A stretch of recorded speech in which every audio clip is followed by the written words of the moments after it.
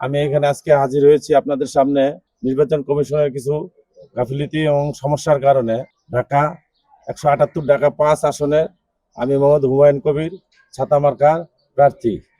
আমাদের নির্বাচন কমিশন অফিসে কিছু কিছু ওই বিভাগীয় কমিশনার অফিস ও সহকারী বিভাগীয় কমিশনার অফিসের ওয়েবসাইটে অনেকগুলো গোলমেল দেখতে পাই। সেখানে দেখি আমার আমার নির্বাচনী হলফনামা, ছবি, বিভিন্ন ডকুমেন্টস সহ ওয়েবসাইটে নাই।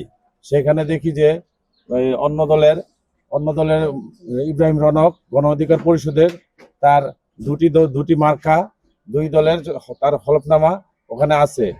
তো আমি আমার দলের নেতাকর্মী ও মিডিয়াতে জানতে পাই, পরে আমি তাদের সাথে যোগাযোগ করি, 3-4 জন ব্যক্তির সাথে ফোন দেই, আমার প্রতিনিধি পাঠাই, কিন্তু তারা কেউ সাড়া দেয়নি। 2 জন ব্যক্তি সাড়া দিয়েছে, বলছে এটা পরে সংশোধন করে দেব। অদ্যাবধি পর্যন্ত কোনো সংশোধন করে নাই। এখন তারা আমাদের বিভিন্ন আচরণ বিধি, বিভিন্ন দোষ ত্রুটি ধরে, কিন্তু তারা এত বড় একটা প্রতিষ্ঠান, কিন্তু এখনো পর্যন্ত আর একদিন পরে নির্বাচন, কিন্তু আমার এই ঝামেলাটা কোনো সুরাহা করে নাই।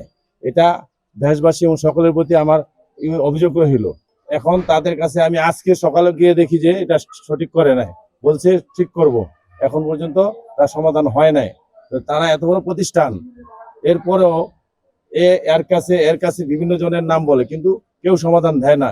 সেটার জন্য আমি সকলের কাছে এই ব্যাপারে আমি অভিযোগ করতেছি যে নির্বাচন কমিশন, প্রধান নির্বাচন কমিশন, সহকারী নির্বাচন কমিশন অফিস, যে ডেমরা জোন, কেউ কারো গুরুত্ব দিচ্ছে না।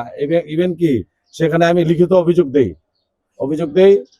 দেওয়ার পর তারা দায়িত্বে অবহেলা করে। আমি আপনাদের মাধ্যমে তাদের এই গাফিলতির জন্য সকলকে দৃষ্টি আকর্ষণ করতে চাচ্ছি।